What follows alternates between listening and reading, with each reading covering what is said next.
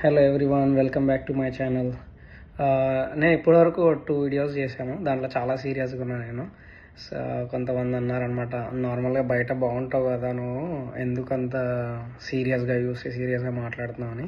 So I'm nervous, ఎందుకంటే నేను ఎప్పుడు చేయలేదు కాబట్టి ఇది కొత్త. So I try to learn and do the better videos. So ఈరోజు నేను ఒక టాపిక్ గురించి మాట్లాడదాం అనుకుంటున్నా.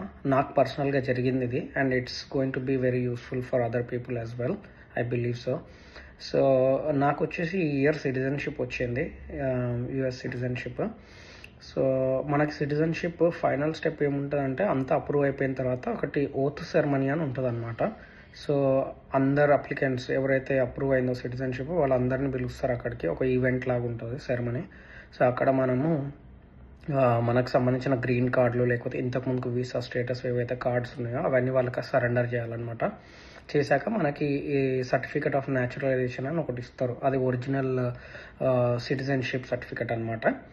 సో ఆ సర్టిఫికేట్ వచ్చింది, అంత బాగానే ఉంది, ఫుల్ హ్యాపీగా ఫీల్ అయినా, అరే ఇన్నేళ్ళ నుండి వెయిట్ చేసినాం కాబట్టి you feel good that you don't have to deal with immigration process anymore అని చెప్పి. కాకపోతే ఏమైందంటే, నేను పాస్పోర్ట్ అప్లై చేసిన ఆ సర్టిఫికేట్ రాగానే. ఎందుకంటే మనకు ట్రావెల్ చేయడానికి అది ఇది ఇంపార్టెంట్ కదా. సో ఫస్ట్ పాస్పోర్ట్ ఉండాలి. సో నేను నియర్ బై ఫెసిలిటీకి వెళ్ళి, పాస్పోర్ట్ సెంటర్ ఫెసిలిటీకి వెళ్ళి అప్లై చేసిన అనమాట. ఆ ఫెసిలిటీ వచ్చేసి ఫెడరల్ గవర్నమెంట్ ఏజెన్సీయే. అది యూఎస్పిఎస్ అని ఉంటుంది ఒకటి, యునైటెడ్ స్టేట్స్ పోస్టల్ సర్వీస్ అని. Most of you guys might know it. So అక్కడికి వెళ్ళి అప్లై చేసిన, and as part of application process you need to send this original citizenship certificate along with the passport application. అది mandatory, మనకు option లేదు. Okay, so పంపించాల్సిందే. So నేను ఈ original citizenship certificate passport అప్లికేషన్తో పాటు పంపించిన. అండ్ నేను ఎక్స్ట్రా మనీ పే చేసిన, సిగ్నేచర్ రిక్వైర్డ్, ట్రాకింగ్ అన్ని పెట్టా, ప్లస్ ఎక్స్పైడైట్ అప్లై చేసిన, తొందరగా వస్తుంది కదా అని, అంటే తత్కాల్ ప్రాసెస్ టైప్లో చేసిన. కాకపోతే 2.5 వీక్స్ అవుతుంది. నేను డిపార్ట్మెంట్ ఆఫ్ పాస్పోర్ట్ వెబ్సైట్ ఏదైతే ఉంటుందో అక్కడ పోయి చూస్తే ఆ వెబ్సైట్లో నాకు సంబంధించిన రికార్డే చూపిస్తలేదు. నాకు ఎందుకో తేడా అనిపించింది. నేను అప్లై చేసింది తత్కాల్ ఎక్స్పైరైట్ ప్రాసెస్, నాకు 2 to 3 వీక్స్లో పాస్పోర్టే రావాలి. అలాంటిది 2 వీక్స్ అవుతుంది, రికార్డే చూపెట్టట్లేదు, ఏంది అసలు రిసీవ్డ్ అని కూడా అని. నేను ఈ ఫెసిలిటీకి వెళ్ళా, ఎక్కడైతే అప్లై చేశానో అక్కడికి వెళ్ళి అడిగా, ఇట్లా చూపెట్టట్లేదు అంటే, లేదు మేము డెలివరీ చేసేసాము, నువ్వు కాల్ చేసి వాళ్ళతో మాట్లాడు అన్నారు. సో అండ్ వాళ్ళకి కాల్ చేసి ఏమంటారు, మాకు రిసీవ్ కాలేదు అని వాళ్ళు అంటారు. సో వీళ్ళు వీళ్ళ మీద చెప్పుకోవడం అంతే. ట్రాకింగ్ నెంబర్ ఉన్నా కూడా ఏం ఉపయోగం లేకుండా పోయింది. డెలివర్డ్ అంటుంది కానీ వాళ్ళు రాలేదు అంటారు. సో ఇట్లయితే కాదు అని చెప్పి, మనము లోకల్లో ఒక కాంగ్రెస్ మెన్ అని చెప్పి పొలిటీషియన్స్ ఉంటారనమాట. సో వాళ్ళు పొలిటీషియన్స్ ఏంటంటే, ఇట్లాంటి ఫెడరల్ గవర్నమెంట్కి సంబంధించిన ఏమైనా ఏజెన్సీస్ ఏమైనా మిస్టేక్స్ చేస్తే వాళ్ళకి రైట్ ఉంటుంది అనమాట. వాళ్ళ ఆఫీస్ నుండి ఒక అఫీషియల్ లెటర్ పంపించి ఇన్వెస్టిగేషన్ చేయడానికి. ఇప్పుడు మనం చేయించినాం అనుకో, అంత పర్ఫెక్ట్గా చేయరు వీళ్ళు.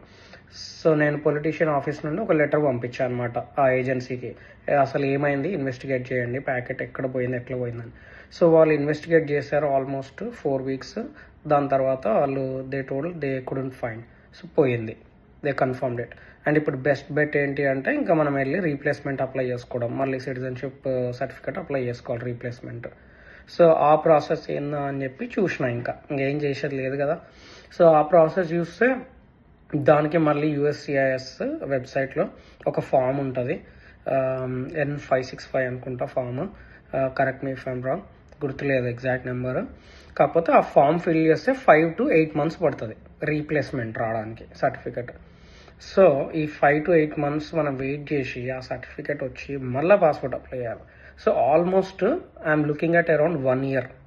అంటే ఎవరో చేసిన మిస్టేక్కి, ఓకే, అటు మనీ పోయినాయి, okay, 1 year time waste, plus ఇప్పుడు నువ్వు మళ్ళీ డబ్బులు కట్టాలి. ఇదంతా not a good experience. So ఎవరైతే ఇప్పుడు సిటిజన్షిప్ ఇంకా ప్రాసెస్లో ఉన్నారో, లేకపోతే or about to get that citizenship, please keep this in mind. చాలా యూజ్ అవుతుంది ఇది. మీరు ఫెసిలిటీ ఏదైతే అప్లై చేస్తున్నారో పాస్పోర్ట్, ఆ ఫెసిలిటీకి సంబంధించిన రివ్యూస్ చూడండి, అండ్ కింద కామెంట్స్ అవి అన్నీ చూడండి. చూసి జాగ్రత్తగా చేసుకోండి. మనం ఏదో ఇది అంత బాగానే ఉంటుంది, అంత బాగానే అయిపోతుంది కదా అనుకుంటాం, కానీ వీళ్ళు మనకి ఏదో ఒకటి ఇట్లాంటివి చేస్తూనే ఉంటారు. నాకు ఒకటి అర్థం కాదు ఏంటంటే, ఇప్పుడు అది ఫెడరల్ ఏజెన్సీ యూఎస్పిఎస్ అనేది ఆ ఫెసిలిటీ. అక్కడ ఫింగర్ ప్రింట్స్ ఇస్తారు జనాలు, అన్ని ఇస్తారు. సో ఫింగర్ ప్రింట్స్ ఇచ్చేటప్పుడు మన ఐడి వెరిఫై చేసి ఫింగర్ ప్రింట్స్ తీసుకుంటారు. అట్లాంటప్పుడు మన ఐడి వెరిఫై చేసి ఆ డాక్యుమెంట్ కూడా ప్రింట్ తీసుకుంటే అయిపోతుంది కదా, ఒరిజినల్ ఎందుకు పంపించాలి? ఆ కాన్సెప్ట్ నాకు ఎప్పటికీ అర్థం కాలేదు. It's not really a good idea and doesn't make sense to me. దీని గురించి మీ ఒపీనియన్ అంటే ఒకసారి కామెంట్స్లో పెట్టండి. I feel they should change this policy of sending original document with passport application. I don't think it's a good idea unless they want to make some money using this. Okay, అంటే నేను accuse చేయట్లేదు వాళ్ళని, కానీ అట్లనే అనిపిస్తుంది మనకు చూస్తుంటే. అవసరం ఏముంది? ఇప్పుడు ఇన్ పర్సన్ పోయి మనల్ని మనం వెరిఫై చేసుకున్న ఐడి అన్ని చూపించిన తర్వాత ఒరిజినల్ పంపించాల్సిన అవసరం ఏంది? వాళ్ళు చెక్ చేయొచ్చు కదా ఫెసిలిటీలో. అది నేను అనేది. So thank you guys for watching the video. ఇంకా నేను ఇట్లాంటివి మంచి వీడియోస్ చేస్తూ ఉంటాను, ఏదైనా useful videos. Thank you so much.